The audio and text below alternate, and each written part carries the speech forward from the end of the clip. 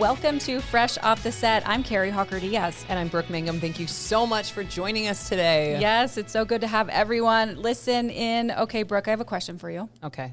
Are you climbing any mountain anytime soon?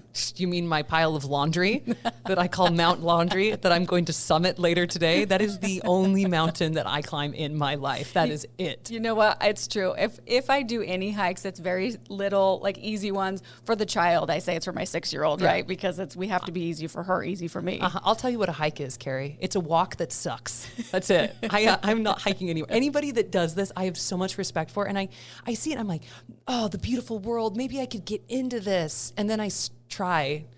And I never, it's never we'll what I want to go back to the laundry. Well, you know what? Who did and who succeeded was, so I talked with Jenn Drummond. She is the first and only woman in the world to climb all 7 second summits. So she is also a single mom of 7 kids. How do you do anything when you have 7 kids? I don't know. This is incredible. So the second summit, so those are the second tallest mountains in the world. Yes. And she's climbed all of them. Yes, and she talks about each one was different in their own way, obviously, but some of them even took like 2 weeks. So she talked about the first try, they didn't get there, so she had to do it again. She talks about her inspiration. She talks about, I really wanted to know the snacks. Like, what is she eating during this, you know? How do you do that? Yeah, so she talks about her favorite I'm glad snacks. you're getting to the bottom of that, Kari. The important things. This is what we do here on Fresh Off the Set. But that is absolutely incredible. I just love anybody that sets a goal. And it doesn't matter what that goal is and just goes out and achieves it. I have so much respect for that. Even if it's something like, I'll be honest, could not be me climbing all these second mountains. Same. I don't even have hiking boots. All right. Like that's just Do you have bucket lists though? Is there anything that you're like, I want to do this? See, I need to be able to afford the bucket to put my bucket list in. You got to buy the bucket first, people. Because I would love, there's just like travel. There's so many places in the world I want to see. There's so many places that I want to experience and bring my children to. But that also costs some money. So I'm going to have to work on my bucket list. Your bucket list. We'll work on it together. Maybe we'll start with finishing our laundry. Let's do that. Well, you know what? Let's get some inspiration from Jenn here, who is nailing it. So let's take a listen.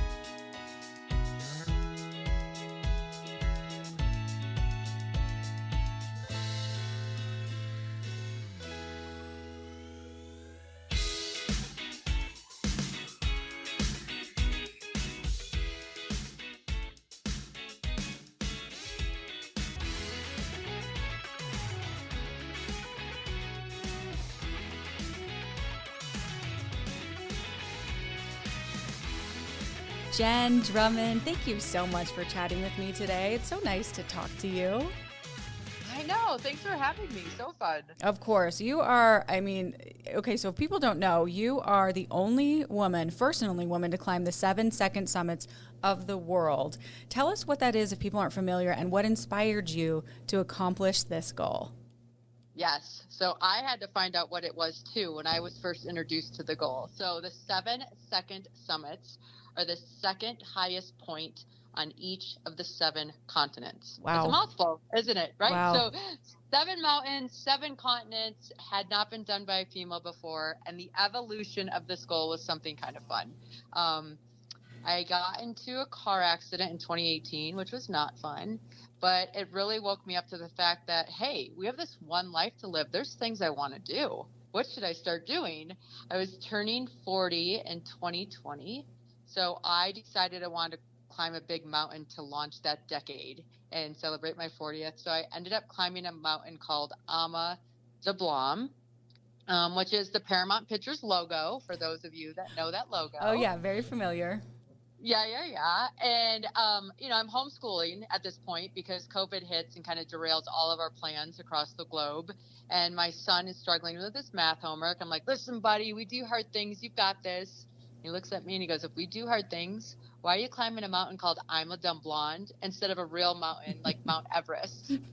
I'm like, Ama de Blanc, not I'm a Dumb Blonde. But thanks, honey. Mm-hmm. And so then I finished his homework. I decided, you know what? Why not Everest? So I signed up to climb Everest and Ama. A coach guided me and he told me to read this book about training. And in the front of the book, there's a lady who got a Guinness World Record for doing something crazy in the Alps. I was kind of half joking with my coach. I'm like, I could have done that. Like, I can suffer, and my kids would actually think I'm cool because this homeschooling thing is not helping my cool factor at all. And it's him who came up with the 7-second summit quest. He's like, hey, I'll find you a Guinness World Record. And he looked that up and he's like, I think it's perfect. 7 continents, 7 mountains, 7 kids. Sounds like a jackpot. And here we are 2.5 years later with it done. Wow. Oh my goodness. That really is incredible, Jenn. You should be absolutely proud of yourself. How do you train for such a strenuous hike, both physically and mentally for these? Because I'm sure they're each different in their own ways. Yeah, no, they are. Every mountain is so unique. Every experience is definitely its own little journey. It does help living in Utah because we have beautiful landscapes that allow us to get vertical pretty easy going out our front doors. Sure. I do have kids though, right? And a business, so that keeps everything busy. So a lot of times I'd be that dorky mom at a soccer game with my 12-inch step and a backpack, and I'd be just stepping up and down, watching him and cheering him on. And thankfully, I have really cool moms up here, and they're like, well, we'll do this with you. We want to exercise. We feel like kind of crappy sitting there watching the game while you're exercising watching the game. Yeah, you probably inspired people. That's pretty cool. Yeah. No, it was super fun. It's always fun to do things with people instead of alone. So, yeah, so it's just a mix of all of that. And then my kids, I think, train you mentally for about anything. If you can that's keep your true. cool, yes. That's keep your true. cool with your children, you're good on any mountain, I promise. Absolutely. That's so true. What would you say, which hike was the hardest one? Yeah, so they're all hard in their own way. I would say actually Mount Logan, which is the second highest point in North America behind Denali. That I thought was going to be my easiest and ended up being my hardest. Why was That's that, our do you home think? base one. Yeah. It's the hardest because there's no support. So on some of the bigger mountains like K2, for example, you have Sherpas and people that set up the tents and melt the water and cook you food and set the ropes. So you really just have to follow direction. Mm-hmm. Mount Logan, we had to carry all of our own gear. We were making the decisions on reading the weather reports. Do we move? Do we not move? Is everything safe? I was melting water and helping set up tents and build like ice walls to protect the tent from ripping in wind. And so it's just more strenuous. And I was very much more selective on the gear that I brought. I'm like, oh, you're heavy. You're not coming. Right. Yeah, you had to pick and choose. And how long, like Mount Logan, how long did that take from like beginning to end? Yeah, so Mount Logan took us 2 weeks. And it normally does. It normally takes someone 2 to 3 weeks to do it. We were making amazing time, which felt really good. And then we got caught in a storm at Camp 3, and that delayed us for a week. Just the one storm. Just the one storm. And I was with my friends Ryan and Todd. So the 3 of us went together in a 4-man tent. But it's like one thing to be stuck on a mountain where you can walk around and explore and see. It's another thing to be stuck on a mountain where you're stuck in a tent with the 3 of you for 7 days on end, trying not to kill everybody. Yeah. So it was physically challenging and mentally challenging because of that. Sure. Yeah, absolutely. And you had to do one of the hikes twice. Which one was that? Tell us about that. Yeah. So actually 2 of them twice. So Mount Logan was one that we had to do twice. The first year that we attempted it, which was 2022, the weather was horrible, like negative 65, horrible. What?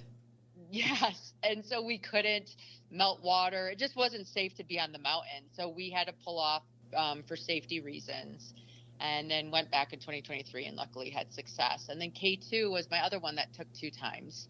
The first time on K2, there was a tragedy on my team. One of my teammates got caught in an avalanche and passed away, and another one got injured.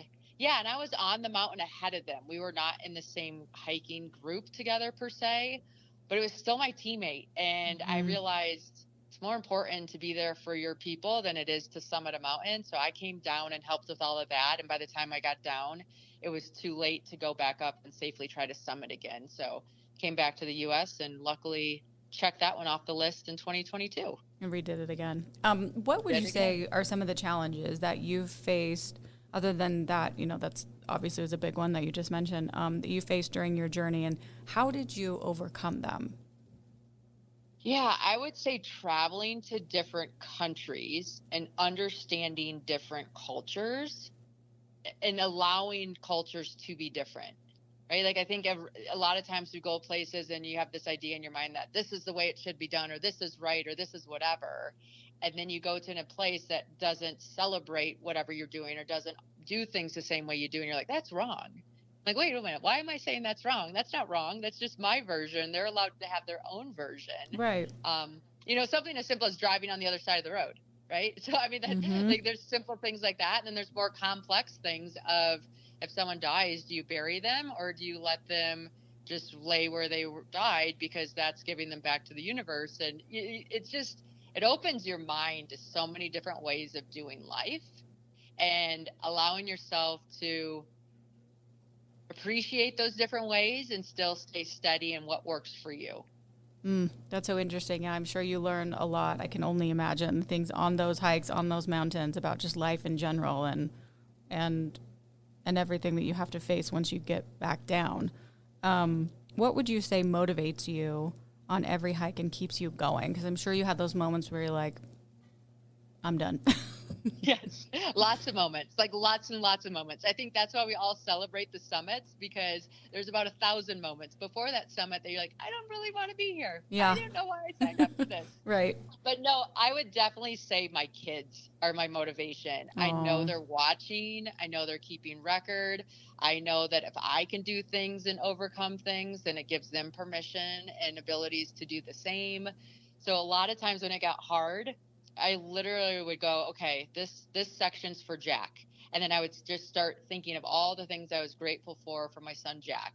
And then I would go to the next child and the next child and the next child. And luckily I have 7. So that gets you through quite a few hard times. Yeah. Yeah, that's true. Yeah. And you are a single mom of 7. And you just mentioned a little bit how that helped you. Any other ways that they helped you during this process? Were they helping you pack or, get everything ready? Or how else would you say your kids have pushed you through? Oh. Yeah, 100%. One, my older ones would go to the gym with me. My younger ones might ride bikes while I'm hiking. So I try to do the workouts that are available to them with them as much as possible. Yeah. The girls love to help me pack, and they'll be like, Mom, you're not going to wear those socks. Those are blue. You need pink socks. And so they'd help pick out the pink socks or whatever. And then my other boys would help build. I like to make my own trail mix. And I only like red and white gummy bears. So the kids and I would buy just tons of gummy bears, and we'd cut open all the packages and we'd make them into little bags of just red and white ones. And they loved being a part of that. And what's fun about that is when you're actually on the mountain, you have those memories pop up again and be like, oh, we made these together. Or we did this, or we picked these out together, or things like that. That's really cute. That's so special. What would you say is your favorite, and I'm sure there were many, but your favorite, most memorable hike out of the 7? It's funny. You remember things because of the bad things in them, right? You're like, remember we overcame this, or this happened, or that happened, or whatever. So there's kind of a special memory on each one. But I will say, when I did Australia, I thought Australia was going to be my easiest climb because I live higher than the mountain there. So I'm like, oh, altitude's going to be nothing and blah, blah, blah, blah, blah. Yeah. And Australia has the opposite season of us. So I went in at the end of November, which should have been the beginning of summer, and they had a ton of snow left. And so here I am with this guy, Tomas, that was climbing with me. And he was a photographer, videographer more than a hiker, but was excited to do this with me. We kind of thought tennis shoes would be appropriate. And we got up there and we're like, not appropriate. There's snow everywhere. And I'm sitting there thinking, oh, it's only a few more miles. We're going to just do this in our tennis shoes. Who cares that they're wet? This will be fine. And about a mile from the summit, we start post-holing to our thighs because the snow had rotted underneath the snow on top. And he's like, are you sure you want to continue? I'm like, I'm going. You're welcome to stay. But I'm not this close and not going. Mm-hmm. And so we ended up getting all the way up to the top. We got back down. I think a couple times his shoe got stuck in the goo underneath, and we'd pull his foot out and lose his shoe. And I just laugh at that because it was such a mess, but it was so much fun, and we just made it playful. It just reminds me, every day we have a choice when we're doing something to add more fun to it, and that's something that hike constantly comes up in my head as. Oh, so true. We have a choice every day. That's absolutely a lesson to be learned. I'm just interested in what you would eat as you go along, and do you pack, and how do you pack all the food? How do you know I mean, you've become an expert by now, but what are you eating along the way? Yes, I know. That's everybody. Kids go, where do you go to the bathroom and what do you eat? Those are my number one questions. So yes, eating is a thing. I try to bring nuts and gummies and M&Ms and things like that from home. And then when I'm actually eating, you're doing a lot of dehydrated meals. There's actually a company called Nutritional Fitness that made custom meals for me towards the end because I heard about them and convinced them to help with that, which that meant I could rehydrate spinach and greens and not just have another serving of mac and cheese, which is typically what you're eating is rehydrated macaroni and cheese or ramen noodles. Uh-huh. Well, I feel like having those snacks on the way is probably super helpful to keep you going. I like how you said you only like, is it white and red gummy bears? Yes. And we made them placebos. So the red gummy bears are when I'm feeling lonely. They're full of love, and so they're from my family. And then the white ones are, we tease and we call them, they're my energy pills. And so they're gummy bears, but we make the placebo effect. And now when I'm hiking, my friends are like, hey, do you have any of those white gummy bears? I need some energy. I'm like, sure, here you go. Oh, that's really cool. I'll definitely be thinking of you when I eat those colors. That's so funny. Okay, when people hear your story, Jenn, what do you hope they take away from it? Oh, I hope they just, when something calls to them and it feels like, no, I can't do that, or I need to wait till this is done or that is done, they rethink that and say, wait, I could die at any time. I'm going to do this today and just see what happens, and just give themselves permission to experiment, to experience, and to play. Love that. Love that. And you also wrote a book, and tell us about that and your documentary. Yes. So I have a book called Quit Proof: 7 Strategies to Build Resilience and Achieve Your Life Goals. That's going to be available in January, but you can pre-order now. And then I have a documentary that's in the works. It's kind of going off the rails a little bit, so I'm waiting until the book goes, and then we're going to work on that project a little bit more. Very cool. Well, Jenn, you are an inspiration. You are a legend. I'm going to be thinking of you when I'm hiking these small hikes in Utah. I'm going to think, Jenn's going to get me through this. Congratulations on this record. It really is phenomenal. If people want to follow you and your story and your journey, where can we go? Yeah, I would say go to the website, www.Drummond, DRUMMOND.com, because that has access to all the things that I'm doing and all the different social channels, depending on what your favorite is. Okay, perfect. Okay, and we like to end these with our fresh 5. These are 5 questions off the top of my head. Are you ready? I'm ready. Let's do it. Okay, number 1, how did you start your day today?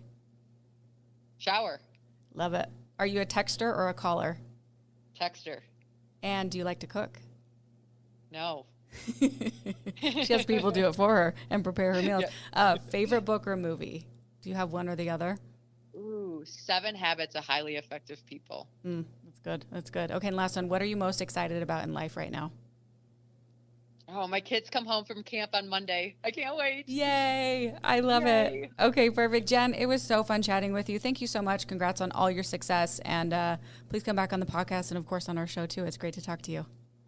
Sounds good. Thank you. Thanks, Jenn. And thank you for listening to another episode of Fresh Off the Set. Please rate, review, and subscribe. And we will see you next week.